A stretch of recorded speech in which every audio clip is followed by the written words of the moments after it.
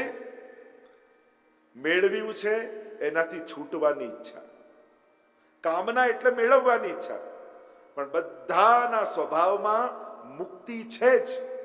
તમારા દરેકના નેચરમાં મોક્ષ છે. જે મેળવો છો એનાથી છૂટીને તમને આનંદ આવે છે. ઘર બાંધો છો પણ ઘરેથી બહાર ફરવા જાઓ ત્યારે તમે રાજી થાઓ છો. કારણ કે ઘર બાંધવામાં ખુશી હતી તો બહાર જઈને કેમ મજા આવી? કારણ કે મોક્ષ તમારા સ્વભાવમાં છે, મુક્તિ તમારા સ્વભાવમાં છે. પહેલા એમ થાય એક બાળક થઈ જાય તો સારું થઈ જાય, થઈ ગયું કે સ્કૂલે જાય તો શાંતિ, પછી એને છોડીને મજા આવે છે. ધંધો કરીને કમાઓ છો, સુખ થાય, પણ જ્યારે દાન આપો છો ત્યારે તમને આનંદ થાય છે. જો મારા થકી કેટલા લોકોને ખુશી મળી. મોક્ષ સ્વભાવ છે આપણો. જ્યારે ખર્ચો છો, એને સીધી સાદી વાત બહેનોને સમજાવી વાત, જ્યારે કમાવા જાઓ જોબ પર ત્યારે મજા આવે કે શોપિંગ કરવા જાઓ ત્યારે વધારે મજા આવે? શોપિંગમાં જ મજા આવે. ખર્ચો ત્યારે મુક્તિ મનુષ્યનો સ્વભાવ છે. કોઈ સ્કૂલમાં છોકરાને પૂછો કે તને સૌથી વધારે પીરિયડ સમય કયો ગમે, તને પીટી નો ગમે, ડ્રોઈંગ નો ગમે, ઇંગ્લિશ નો ગમે, કયો સમય વધારે ગમે? તો કે છૂટવાનો બેલ વાગે ને ત્યારે જ વધારે ગમે. મુક્તિ માણસને ગમે છે, છૂટવું માણસને ગમે છે. અને એટલા માટે આપણું ઘર હોય તો પાછું ફાર્મ હાઉસ બનાવીએ કે આઉટ હાઉસ ક્યાંક બનાવીએ કે ક્યાંક જઈને આ બધું છોડીને આપણને સુખ થાય છે, આપણને આનંદ થાય છે. આ જ મોક્ષનું સાધારણ સ્વરૂપ છે. આ બહુ સાધારણ સ્વરૂપ છે મુક્તિનું. આને જ ગહનતાથી વિચાર કરો તો તમે મોક્ષ શબ્દને સમજશો કે જ્યારે જન્મ લઈ કેવા આનંદથી જન્મ લીધો. એક નાનકડા ઝૂંપડામાં પણ નાનું બાળક જન્મે યા મોટા મહેલમાં જન્મે, કેવું અનાસક્ત છે. નાના બાળકો કેમ આપણને ગમે છે? કેમ? કારણ કે નિર્દોષ છે. એ મોક્ષમાંથી આવ્યા છે અને હજી કામનાઓ જાગી નથી. એટલે ભગવાનનું રૂપ હોય છે, મહાત્માઓનું રૂપ હોય છે. ઘણી વાર જુઓ ને, વચ્ચે જ એક અમારા પરિચિત, અને એને ત્યાં એક ડિસેબલ બાળક જે ચાલી ફરી ન શકે, કઈ સમજી ના શકે, સાવ નિર્દોષ, હંમેશા દુખી એ થઈને આવે કે આવું છે, આમ છે, આ રીતે બાળક છે મારા ઘરે, શું કરું? મેં એને એ સમજાયું, તું જો આ ગીતાજીનું 12મો અધ્યાયમાં જ ભક્તના લક્ષણ ભગવાને આપ્યા છે. નિર્માન મોહા જીત સંગ દોષા, આપણે એમાં બી કહીએ છીએ પુરુષોત્તમ યોગમાં. મેં કીધું આ બધા લક્ષણ છે ને આની અંદર છે. આની અંદર મોહ નથી, કામના નથી, દ્વેષ નથી, ઈર્ષા નથી. તો એમ કેમ માને છે કે તારે ઘેર કોઈ ડિસેબલ બાળક છે?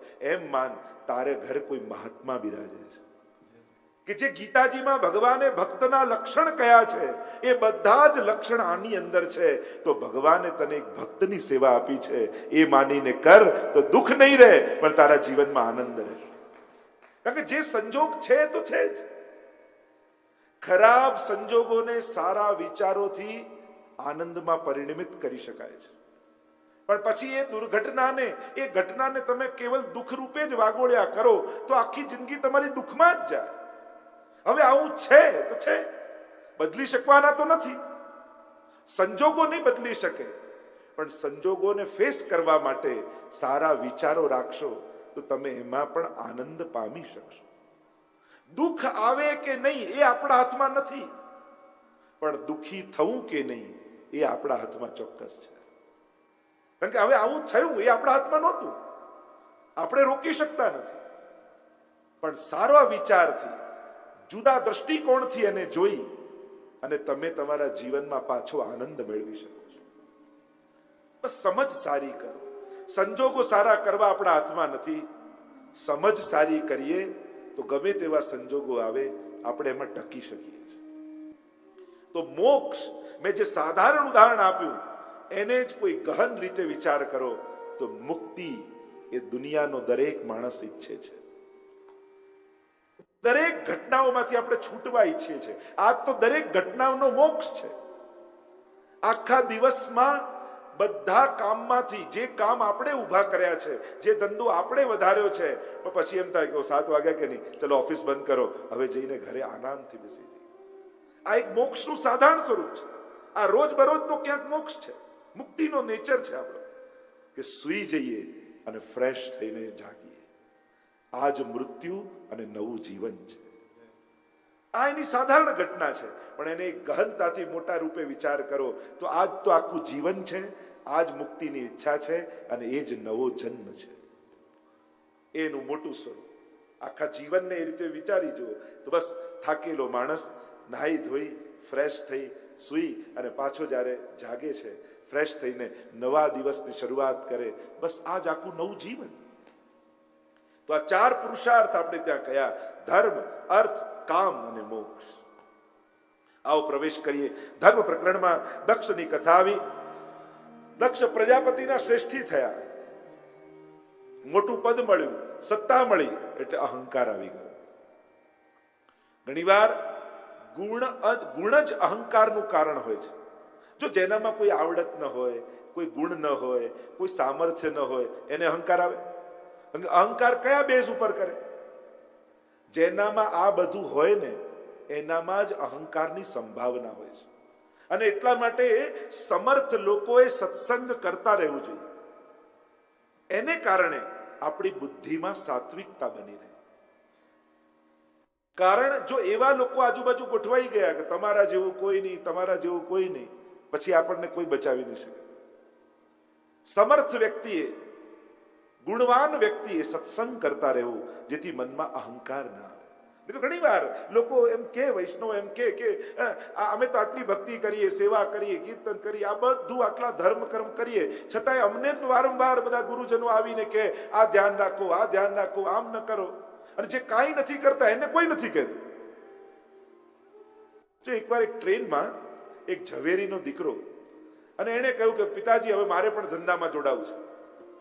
એટલે પિતાએ કહ્યું કે આ હીરા લે અને બાજુના ગામમાં આપી આવ, ચાલો હું તને ટ્રેનમાં મૂકવા. અને પિતાજી એને લઈને આવ્યા ટ્રેનમાં મૂકવા માટે. અને દીકરાને કહેવા લાગે, જો બેટા આ હીરા છે, ધ્યાન રાખજે, તકિયાની નીચે મૂકીને સૂજે, ક્યાંય પણ જાય તો ખિસ્સામાં રાખીને જજે, બહુ નજર રાખજે, સુઈ ન જતો, થોડી થોડી વાર જાગીને ચેક કરતો રહેજે. અડધો કલાક લેક્ચર આપે. એટલે દીકરોએ કંટાળ્યો કે બાપુજી સામે જો, સામેની સીટમાં. એના પિતા એને મૂકવા આવ્યા છે, કઈ કહે છે, અને તમે મને અડધો કલાક લેક્ચર આપી દીધું, આમ ધ્યાન રાખ, આમ ધ્યાન રાખ, આમ ધ્યાન રાખ. ત્યારે પિતાએ કહ્યું, બેટા પેલો ફરવા જાય છે ને તારી પાસે હીરા છે. ફરવા આયા હોય એને કોઈ કાંઈ ના કહે, પણ હે વૈષ્ણવો, તમારી પાસે ભાવનો હીરો છે, એ કોઈ ન લઈ જાય એટલે તમને કહેવું પડે છે. પણ જે લૌકિકમાં રત છે અને સંસારના ભોગો જ ભોગવવા આવ્યા છે અને આ દુનિયામાં ફરવા જ આવ્યા છે, એને કાંઈ કહેવાની જરૂર નથી. એ તો આ જ ચક્કરમાં પડતા રહેવાના. પણ તમારી પાસે ગુણોના હીરા છે, ભાવના હીરા છે, સદવિચારોના હીરા છે, ક્યાં કોઈ એ લઈ ન જાય એટલા માટે તમને ચેતવવામાં આવે છે. અને એટલા માટે ઘણી વાર લોકોને થાય ને આટલું આટલું કરીએ તોય અમને કહેવાય કે હા તમારી અંદર ગુણો છે, રત્નો છે, વિચારોના, ભાવનાઓના, અને એ કોઈ હરી ન જાય એની સાવધાની રાખજો. દુનિયામાં કોઈ વસ્તુ લઈ જાય તો નુકસાન નથી, પણ તમારી બુદ્ધિમાં જાગેલો કોઈ સારો વિચાર લઈ જાય ને એ બહુ મોટું નુકસાન છે. તમારું કોઈ ઘર બગાડી જાય તો નુકસાન નથી, ગાડી બગાડી જાય તો નુકસાન નથી, ધંધામાં કઈ બગાડી જાય તો નુકસાન નથી, પણ તમારું કોઈ મન બગાડી જાય ને એ બહુ મોટું નુકસાન છે. કારણ કે જો તમારું મન કોઈ બગાડી ગયું તો તમારું અહિત કરવા માટે કોઈ દુશ્મનની જરૂર નથી, પછી તમે જ તમારું અહિત કરી નાખશો.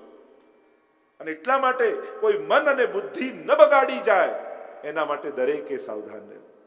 કોઈ મન બગાડવાની વાતે કરે ને તેને બે હાથ જોડીને કેવું કે અમારે નથી સાંભળવું, કારણ કે પેલો તો કહીને જતો રહ્યો, હવે આપણા મનમાં કોઈ દુર્વિચાર ફરતો રહે તો આપણો બગાડ થાય. કારણ કે મનમાં આવેલો એક વિચાર જ્યાં સુધી કર્મ ન બની જાય ત્યાં સુધી બહાર નીકળતો નથી. એક વિચાર ફરતો હોય ને, આણે મને આમ કહ્યું, ચાલ્યા જ કરે, જ્યાં સુધી તમે એને બે સંભળાવી ન દો ત્યાં સુધી હાસ ન થાય. જોજો, એક વિચાર, એક સારો વિચાર, અને દરેક વિચાર કર્મ બનવાના પ્રયાસ કરે છે. જોજો, મનમાં જે પણ વિચાર આવે ને બુદ્ધિમાં, એ કોશિશ કરે છે કે હું કર્મ બની જાઉં. વિચારનું ફળ કર્મ છે. કારણ કે વિચાર જ્યાં સુધી કર્મ ન બને ત્યાં સુધી બહાર શાંતિ ના આપે. તો એક ખોટો વિચાર જ્યાં સુધી તમારા હાથે પાપ નહીં કરાવી લે ત્યાં સુધી તમને શાંતિ નહીં લેવા દે. અને એક સારો વિચાર જ્યાં સુધી તમારા હાથે પુણ્ય નહીં કરાવી લે ત્યાં સુધી એ પણ તમને શાંતિ નહીં લેવા દે. બે વસ્તુ જીવનમાં શીખી જવી. બહુ બધું ન આવડે તો હા પાડતા અને ના પાડતા. કઈ વસ્તુમાં હા પાડવી અને કઈ વસ્તુમાં ના પાડવી, આટલું માણસ શીખી જાય ને તો બધા ધર્મ ગ્રંથોનો સાર આવી જાય. માણસની તકલીફ એ છે જેમાં ના પાડવાની હોય એમાં હા થઈ જાય છે, હા પાડવાની હોય એમાં હમણાં ટાઈમ નથી. તો ભગવાન તો અવસર આપે છે. તો આચાર્ય પુરુષાર્થ તો દક્ષ પ્રજાપતિ થયા, શ્રેષ્ઠી થયા, મોટું પદ મળ્યું. અને જ્યારે મોટા સ્થાનમાં બેસેલા વ્યક્તિઓના વિચાર નાના થઈ જાય ને ત્યારે સમાજને બહુ મોટું નુકસાન થતું હોય છે. મોટાએ મોટાપણામાં રહેવું જોઈએ. वो बड़े खामोश बैठे रहते हैं, वो बड़े खामोश बैठे रहते हैं, पर जो बड़े होते हैं वो बड़े ही रहते हैं. મોટા પદથી નહીં પણ મોટાઈથી મોટા થાવ. તમારા વિચાર, તમારું દિલ, તમારી વાણી મોટી છે. અને મોટા એ છે જે નાનપને માફ કરી શકે, જે નાના માણસોને, જે નાનાઈને માફ કરી શકે એ મોટો. મોટો કેવલ ઉંમરથી જ નથી થવાનું. ઘણાને લાયકાત પૂછીએ ને તો ઉંમર લાયક સિવાય બીજી કોઈ લાયકાત જ ના હોય. લાયકાત શું કે ઉંમર લાયક. મોટાઈથી મોટા થવાય છે. ઉંમરથી, વર્ષોથી મોટા ન થાવ, વિચારોથી મોટા થાવ, આચરણથી મોટા થાવ. તો દરેક લોકોને એમ લાગશે કે અમારા ઘરમાં કોઈ મોટું છે. કારણ કે જયારે મોટા લોકો નાની વાત કરવા લાગે ને ત્યારે નાના લોકોને મોટાઓ માટે માન રહેતું નથી. આપણે માન માંગીએ ખરા. અત્યાર સુધી વડીલોનો પક્ષ લેતો તો હવે યુવાનોની જોડે આવી. આપણે માન માંગીએ ખરા પણ આપણે સન્માનીય બનવું પડે. માન માંગવાનું ન હોય, મેળવવાનું હોય, સન્માનીય થવાનું હોય. તો આપણે એવી રીતે રહીએ કે આપમેળે લોકોને અહોભાવ થાય. આપણું આચરણ, આપણું જીવન, આજે આપણે આપણા વડીલોને યાદ કરી તો કેવો અહોભાવ થાય, કે કેવી એમના અંદર કેવી મોટાઈ હતી. ઘણા વડીલોને જોઈએ તો આપણને આમ અહોભાવ થાય, એમ થાય કે કેવા મોટા છે. એમની પાસે બેસવાની ઈચ્છા થાય, લોકોને એમની સલાહ લેવાની ઈચ્છા થાય.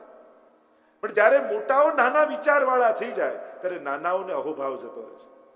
એટલે મોટાઈ હોય છે. એ મોટા પદ ઉપર બેઠા હોય, મોટા સ્થાન પર બેઠા હોય, મોટા ઘરના મોટા તરીકે હોય, આપણી અંદર મોટાઈ છે. અને મોટાઈ માફ કરવામાં હોય છે. ભૂલો થાય પણ એને સજા આપવાનું નહીં વિચારવું, એને ક્ષમા આપવાનું વિચારવું. ઠીક છે, હવે ન કરતો. જે વારે ઘડીએ ચાન્સ આપ્યા કરે એ મોટો માણસ કહેવાય. અવસરો આપતા આવડે છે ના, હવે તો તને કહીશ જ નહીં. આવું કરીને સંબંધો તોડી નાખવા બહુ સહેલા છે. પણ એને વારે ઘડીએ ગાંઠ બાંધી અને પતંગ ઉડાવતા રહીએ ને આપણે, કેવું થાય? એમ થાય કે ફિરકી ફેંકી દઈએ, તૂટે તો ના, તુરંત ગાંઠ બાંધી દઈએ. અને આપણે તો પતંગ ચગાવવો છે. એમ જ સંબંધોના પતંગો ચગાવવા હોય, તૂટે દોરી તો ગાંઠ બાંધો, તૂટે દોરી તો ગાંઠ બાંધો. પણ છોડી દેવાની ઉતાવળ ન કરો. છોડી દેવું સાવ સહેલું છે, તોડી દેવું સાવ સહેલું છે. પણ એને વારે ઘડીએ અવસરો આપવા કઠિન છે. અવસરો આપતા શીખો. દક્ષ પ્રજાપતિ, મોટું પદ મળ્યું, સત્તા મળી, પણ વિચાર નાના. અને વિચાર નાના એટલે એને કારણે શું થયું? પોતાના જમાઈ જોડે જ વાંધો પડી ગયો. એમને કહ્યું કે 16 કન્યા થઈ, 13 કન્યા એમણે ધર્મને પરણાવી. આખો ધર્મનો પરિવાર ભાગવતજીમાં બતાવે છે કે એમની કઈ કઈ પત્નીઓ છે અને કયા કયા પુત્રો છે. અદ્ભુત અધ્યાત્મ છે આખું, એમાં અદ્ભુત ચર્ચાઓ છે. 14મી કન્યા સ્વાહા, એ અગ્નિદેવને પરણાવી. એટલે જ તો યજ્ઞ કરીએ ત્યારે સ્વાહા સ્વાહા સ્વાહા બોલીએ. સ્વાહા એમની પત્નીનું નામ છે. 15મી કન્યા સ્વધા, એ પિતૃઓને પરણાવી. એટલે પિતૃ યજ્ઞ હોય ત્યારે બ્રાહ્મણો સ્વધા સ્વધા એમ બોલે. અને 16મી કન્યા સતીના વિવાહ મહાદેવજી સાથે થયા.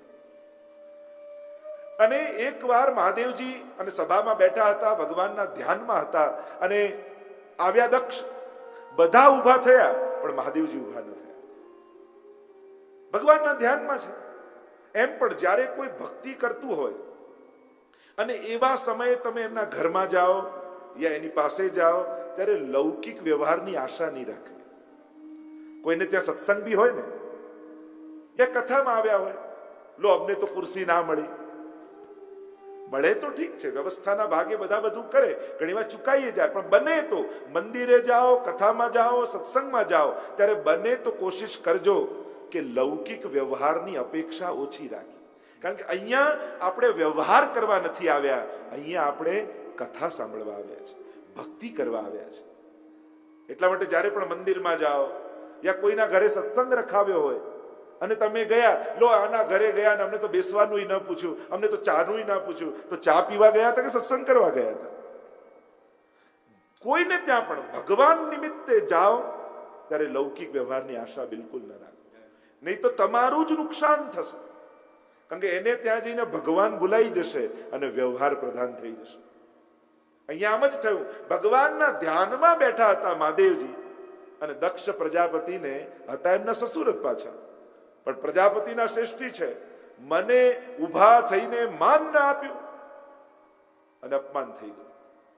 સન્માન ન આપવું પણ અપમાન લાગ્યું. અહિત કોનું થયું? દક્ષનું. મહાદેવજીને તો કોઈ ફેર ના પડે. અને એટલા માટે તમે જ્યારે કોઈ પણ અલૌકિક સ્થાનમાં જઈ લૌકિક આશા રાખશો તો એમાં નુકસાન તમારું જ છે.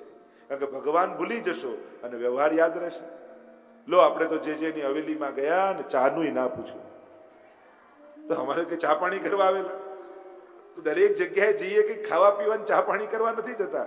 જ્યારે ભગવાન નિમિત્તે જઈએ ત્યારે ભગવાન સિવાય બીજું કોઈ આશા નહીં રાખવા.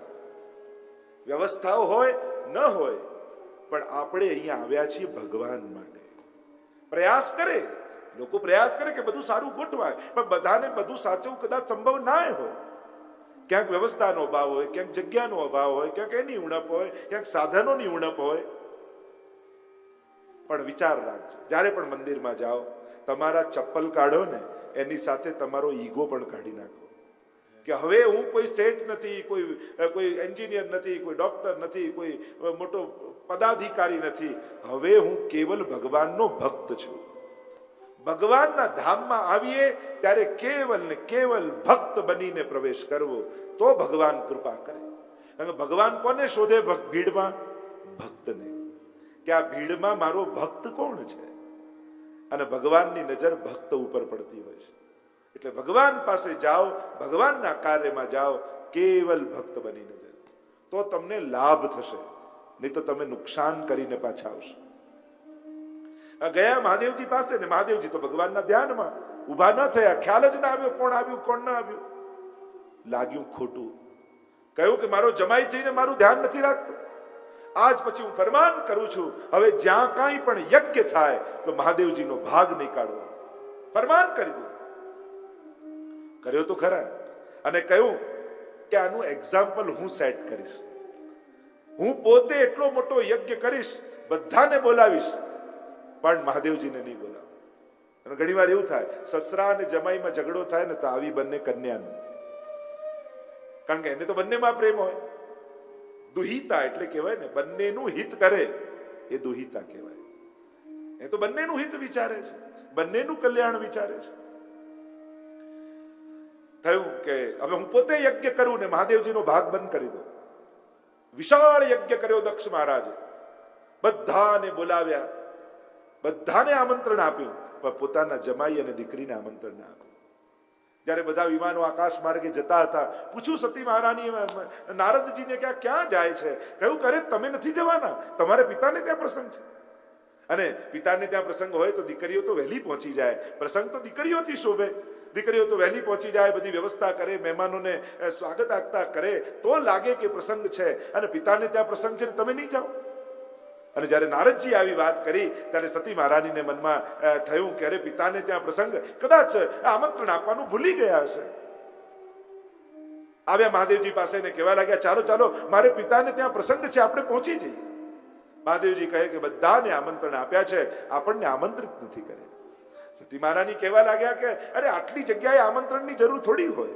પિતાને ત્યાં, મિત્રને ત્યાં, ગુરુને ત્યાં, સૌહર્દને ત્યાં, જે આત્મીયજનો હોય ત્યાં આમંત્રણની જરૂર ન હોય. ત્યાં એને રાહ ન જોવાનું હોય, ત્યાં તો ખબર પડે ને પહોંચી જવાનું. મહાદેવજી કહે પણ તમારા પિતાએ મારું અપમાન કરવા માટે યજ્ઞ કર્યો છે, તમે જશો તો દુઃખ સિવાય તમને બીજું કાંઈ નહીં મળે. સતી મહારાની માન્યા નહીં. એમને થયું કે ભૂલી ગયા હશે પિતા, મને જોશે તો પ્રસન્ન થઈ જશે. અને સતી મહારાજની સાથે નંદીને મોકલ્યા છે. જ્યાં પિતાને ત્યાં આવીને જુએ છે.